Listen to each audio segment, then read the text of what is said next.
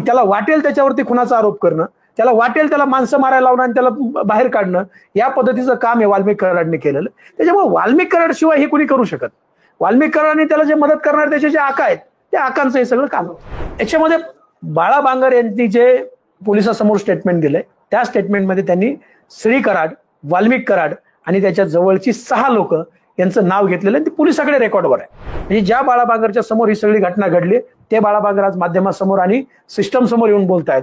ते निश्चितपणे त्याचा विचार झाला पाहिजे, त्याच्यावर सुद्धा चौकशीचा एक अँगल त्या पद्धतीने चालवला पाहिजे. त्यांनी असं सुद्धा म्हटलं की जे पोलीस अधिकारी आहेत त्यांच्या बदल्या होतात आणि त्यांचे पुढे चालून प्रमोशन होतात असा आरोप होता. आणि त्यावर त्यांनी म्हटलंय की जे रवी सानप आहेत त्यांची इलेक्शन कमिशनच्या रुटीन बदली झालेली आहे. इलेक्शन कमिशनच्या GR नुसार रवी सानप यांची रुटीन बदली झाली असेल, 8 चौकशी अधिकाऱ्यांची बदली होण्याचं काय कारण आहे?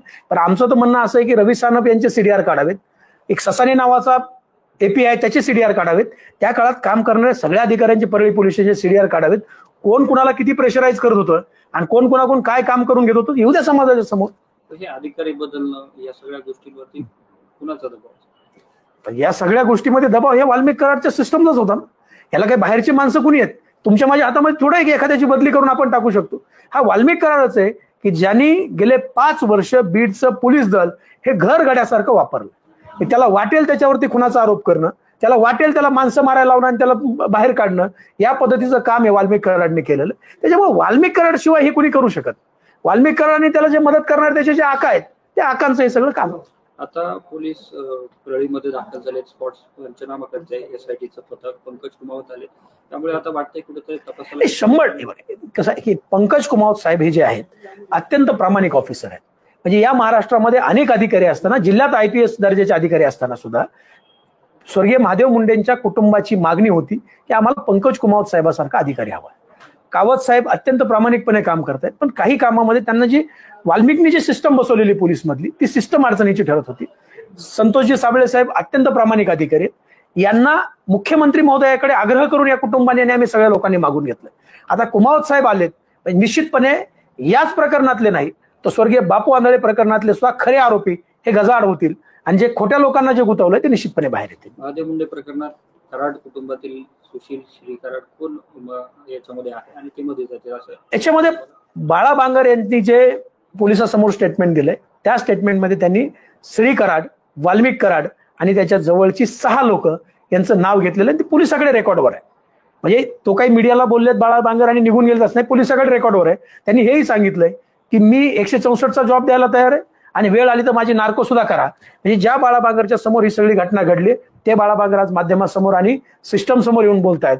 ते निश्चितपणे त्याचा विचार झाला पाहिजे, त्याच्यावर सुद्धा चौकशीचा एक अँगल त्या पद्धतीने चालवला पाहिजे. श्री कराड जो आहे तो परदेशात जाण्याच्या तयारीत आहे अशा प्रकारचे दावे केले जात आहेत. पहिलं पैशावाल्या बापाचे पोर आहेत, कुठेही जाऊ शकतात ते, फक्त पोलिसांनी जाऊ देऊ नये एवढीच आमची विनंती.